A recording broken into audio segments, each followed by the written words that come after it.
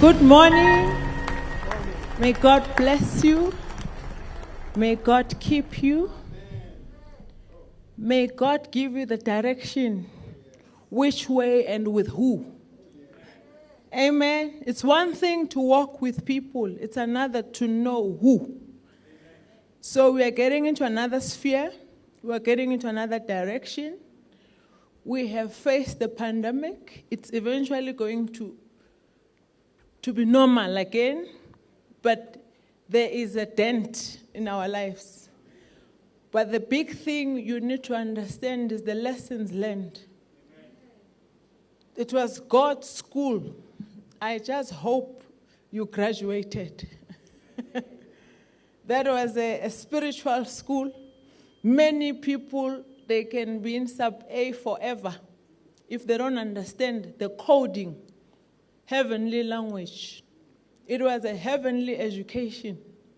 He was merely saying something not only to an individual, but to us as a country. So we need to understand. I'm saying to you, you are taking a paradigm shift. I know before the pandemic, you used to apologize for who you are. Go out there and be who you are. Amen. Don't be intimidated. You need to be you. Allow yourself to be you. There are so many things that are externally happening, and you don't have control of the external forces, but you have control of you. Amen. You determine how far you want to go in life, but it's the people you go with that can delay you. Some of us, nothing will happen as long as you get along with those you've been getting along with. You are where you are because of the goals that you set. If those goals were not met before March 26, take a 10. Stop apologizing for who you are. That's the message. You have to define your goals clearly. This is what I want in life, and this is how I want it. Now, many people are very timid. Some are thinking of the negative, not knowing even when there is a problem, there is a solution. So I want to encourage you. Much has happened, but here you are, breathing freely. Don't let anything that you have no control of define who you are. Amen. Yes. I have a strong sense in my spirit. The people who are here are men pleasers. They're peacemakers. And it's killing you. Amen. I love you. Please take up your seats.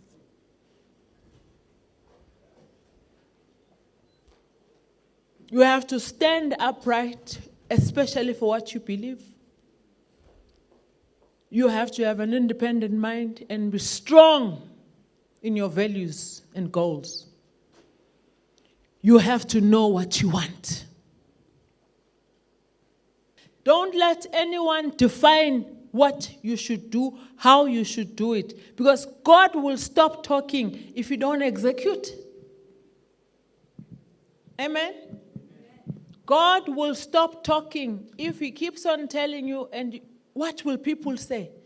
That is the problem with the people I'm with today. The first thing they do, what will people say?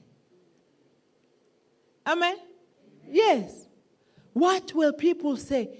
You know what you want. You know how you want it. You have set your goals. You have done everything in your power, but it's a human being that's stopping your vision.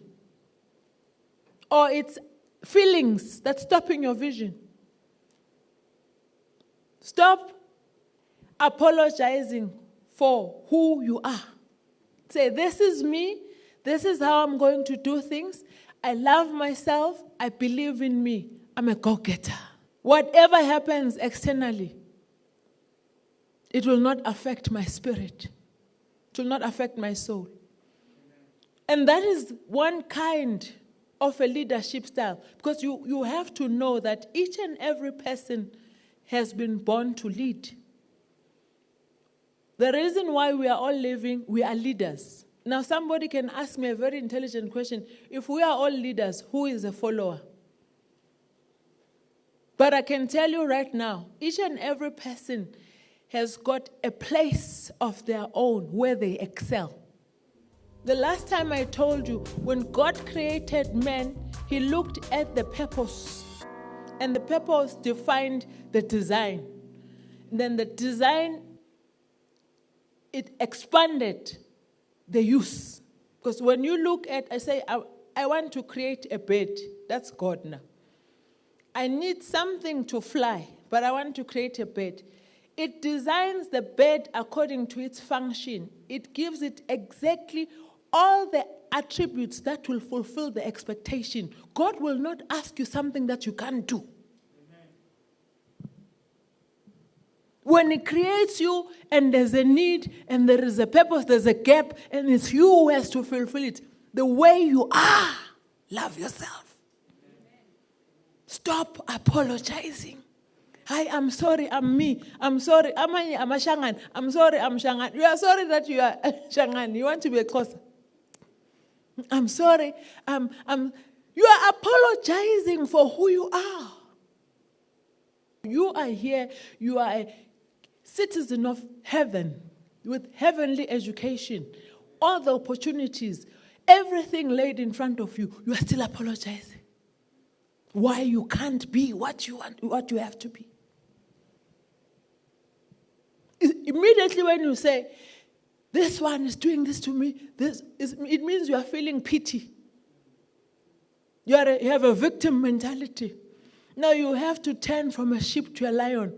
Say, the prophetess, I went to Ecoan and prophetess told me I must stop apologizing for who I am and be who I am and be the best in everything I do. Amen. Most of all, I must love myself.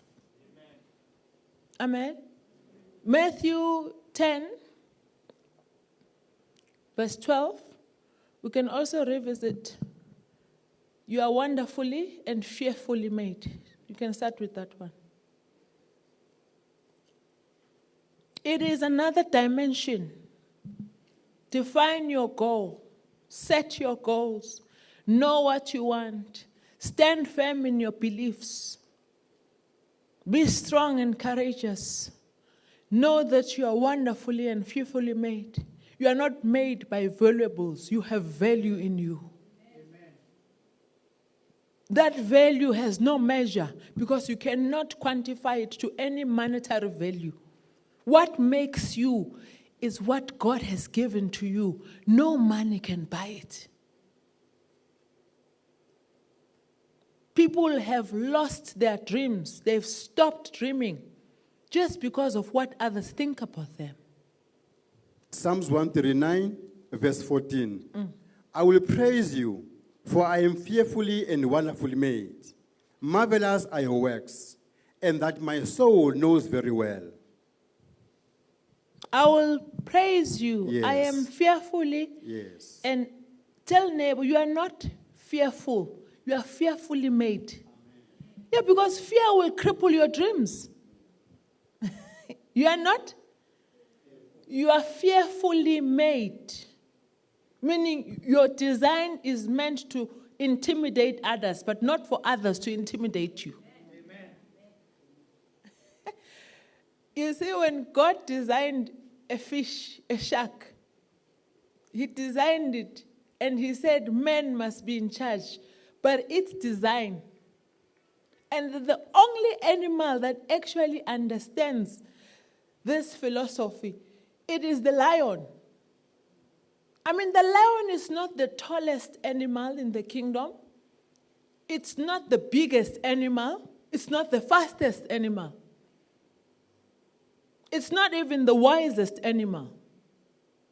There are others. The giraffe is taller. Hippo is big. But because of what the lion thinks about itself, it's the king. Because of what the lion thinks about itself. When the lion looks at itself, it does not have a victim mentality. Amen. When it sees a giraffe, it sees food. A giraffe forgets that it is so tall it can run. When a giraffe sees a lion, it says, I'm going to be eaten. Yes. But look at who's taller, who's bigger. That's how I'm saying, look at your goals, look at what you are saying about yourself, look at what you think about yourself. That's exactly where you are. You change the way you think about you, you change everything about you. Amen. Nobody told the lion he is the king in the kingdom, animal kingdom. But it's the way he perceives himself. He's got a leadership mentality. He's superior. He's calculative. He's bold. He can stand his thing. He's not intimidated. He's gotten rid of fear. Yes. Psalms 139, verse 14. I will praise you, for I am fearfully and wonderfully made. Yes. Marvelous are your works, and that my soul knows very well. Verse 15. My frame was not hidden from you when I was made in secret. Yes. And skillfully wrought in the lowest part of the earth. Verse 16. Your eyes saw my substance being yet unformed. Your eyes saw my substance, meaning when we were just nothing, embryos. It says, I have a problem in this planet Earth, and I'm allowing Rulani to be born because of the solution. It's not that you get kids because it's nice to make them.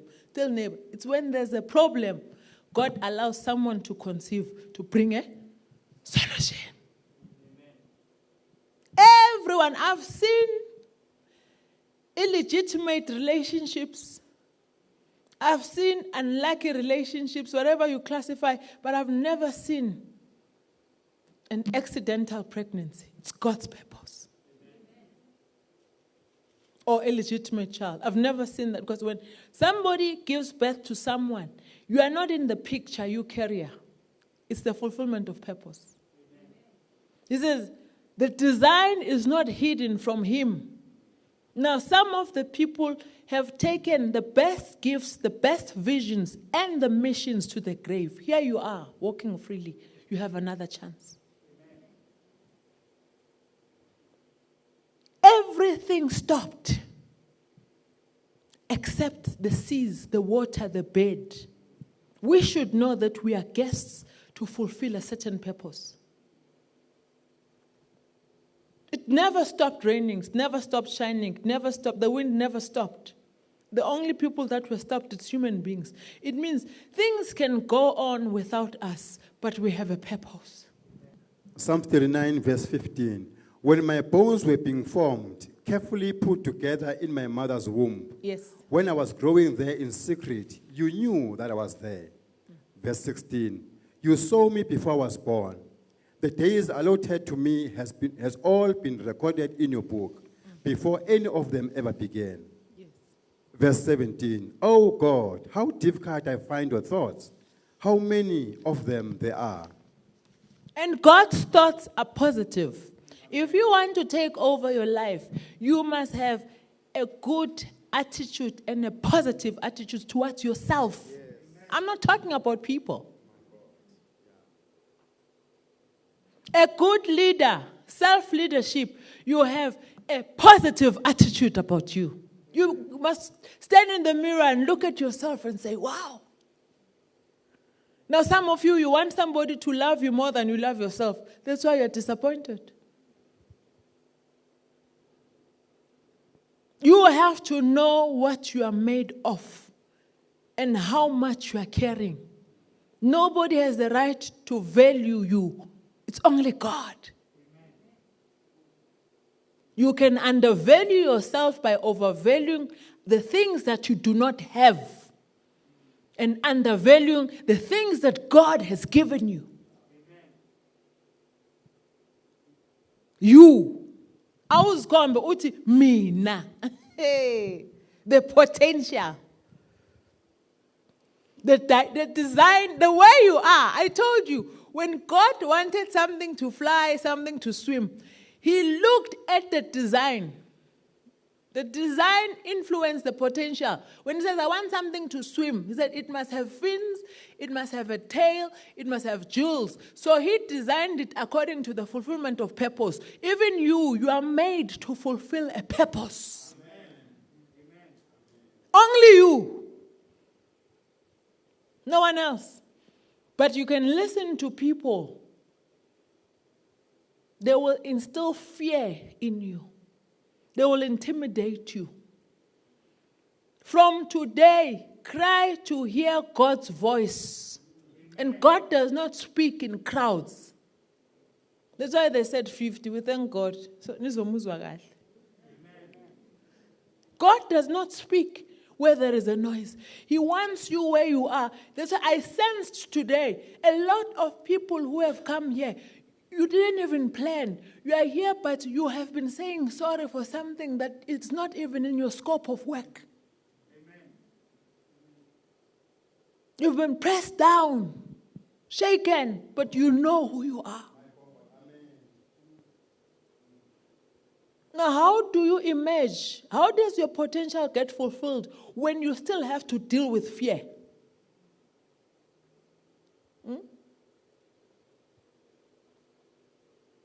Do you know what you can do? Do you know what is inside of you? Have you taken time to just ask God, reveal, why did you bring me here on earth? Am I missing something? And He will tell you, you have not even started your mandate.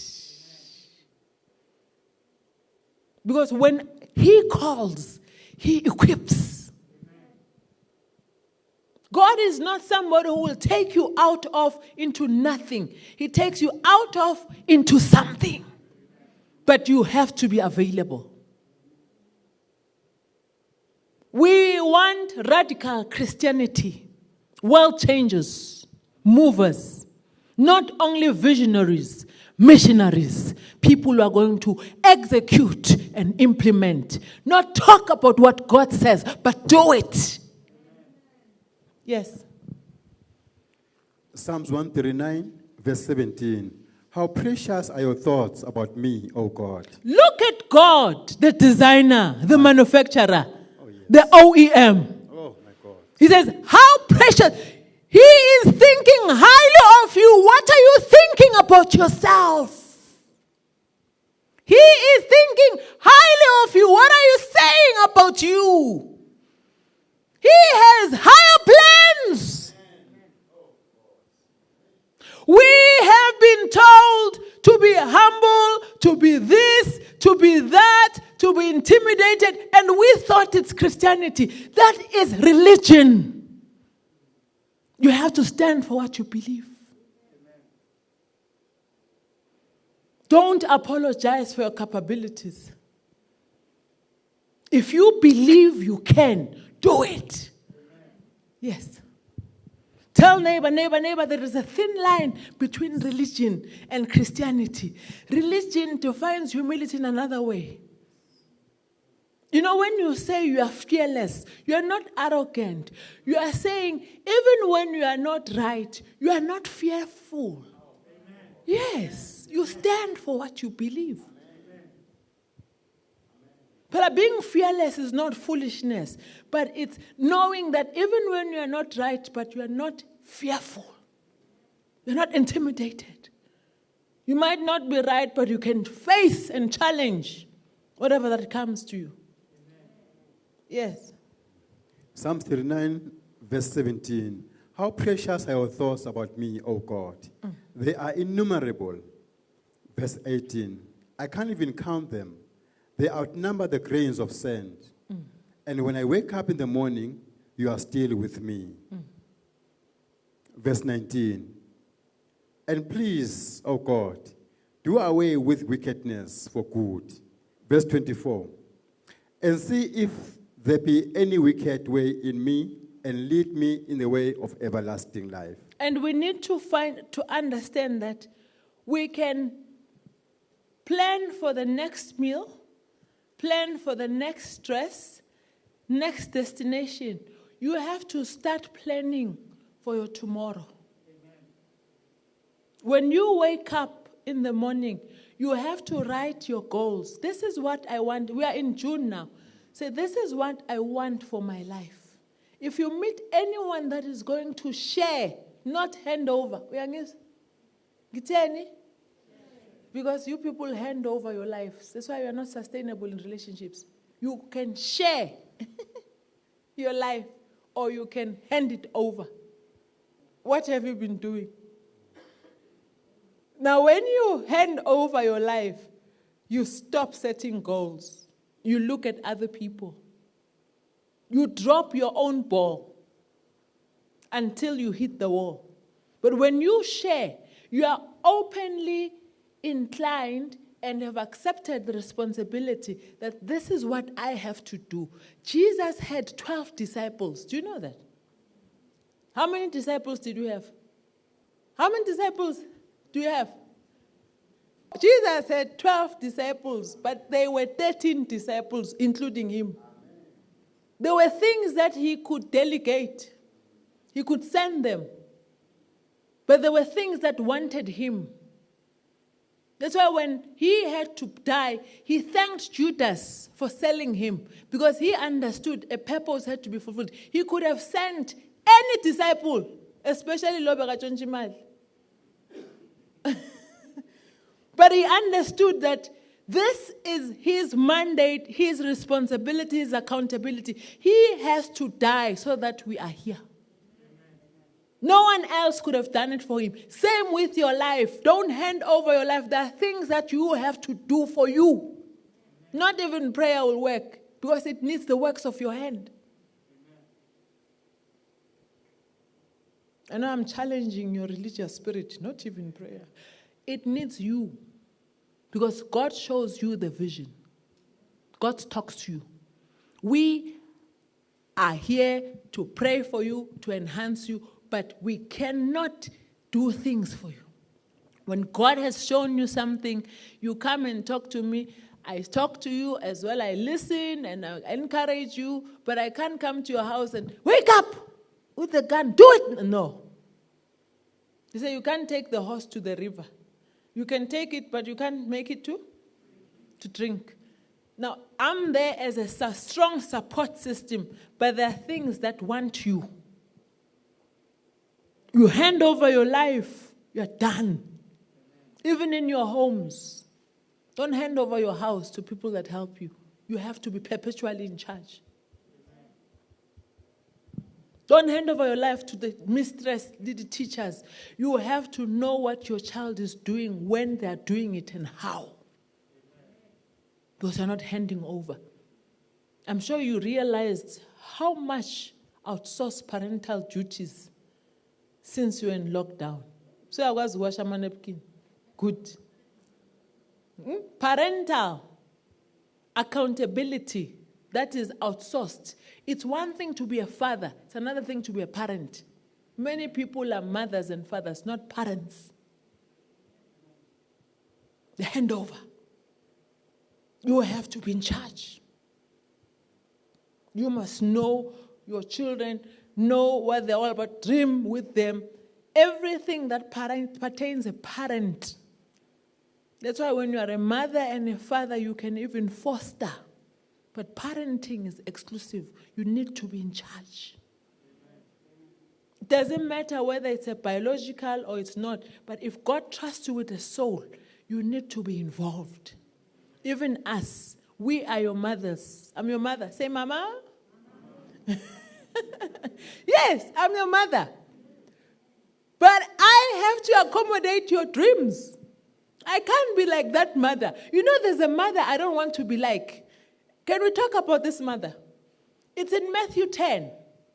The mother of the sons of Zebediah, John and James. You know that mother is a crook. She went to Jesus at night and said, hey, I've got kids here. You must put the one left. She's hooking up for her children. The children are not earning the positions. The children are not responsible. The children are not learning from Jesus anything. There were 13 of them. There was 2 that were brothers, James and John. And that mother is not a right mother. She went to Jesus and said, Jesus, you know what? I've got 2 sons. Please put them in high places. Put one left, put one right. She did not teach her children, look, the person you are with, do you know the cup that he has taken for him to be there? Because when you become in charge, you not only know what to do, also what not to do. You not only say yes to everything, it's only what matters to you, to your vision. Now, if we are your mothers, you are the children, I'm not that kind of a mother. This mother will tell the children what they want to hear. This mother knows that there's 12 people that Jesus has chosen, 12 people that he's looking after. Like, if, let's say, Tabang, once I get another child, Tabang is not happy. Tabang must understand, with Prophetess, we are 100, we are all her children. We are 30. Lucia, you can't possess me. You understand? And you can't come at night, Mama, uskosana, 1, 2, 3. No. A true leader looks at the best interest of the whole ship. Amen. But it starts with self-leadership. Can you read that? Did you know about that scripture? Read it. Matthew chapter 20, verse 20. Then the wife of Zebedee came to Jesus with her 2 sons, bowed before Jesus, and asked him a favor. Hey, this mother is dangerous. She's asking for her a favor on behalf of her children who are not even worth sitting next to Jesus. Does she understand what it takes to be in Jesus' place, that one day he's going to die? That's why Jesus didn't wear a suit. He knew anytime he was here to serve. Yes. Matthew chapter 20, verse 20. Then the wife of Zebedee came to Jesus with her 2 sons, bowed before Jesus, and asked him a favor. Verse 21. What do you want? Jesus asked her. She answered, promise me that these 2 sons of mine will sit at your right and your left when you are king. Can you imagine? Promise me that Nomhle and these ones don't fast, don't pray, don't. Do they know the cost?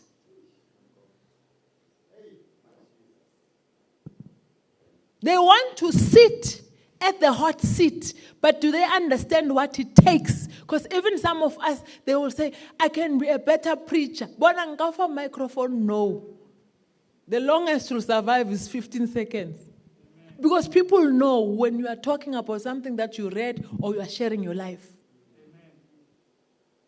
Can't give what you don't have. You hear what I'm saying? This mother is destructive because she has not evaluated her sons in the standard and the grade and the qualification of Jesus Christ. But she's asking for a favor. No, you don't want to be that kind of a Christian who's after favors. Tell neighbor. No. Know who you are. Amen. Stand firm for what you believe. God will not give you something that you cannot do. When he says, I have designed you, the design is not hidden. He has designed you to suit a specific purpose. That design talks to your potential. Do not be intimidated. Now the mother is panicking and he says, please do my sons a favor who do not qualify.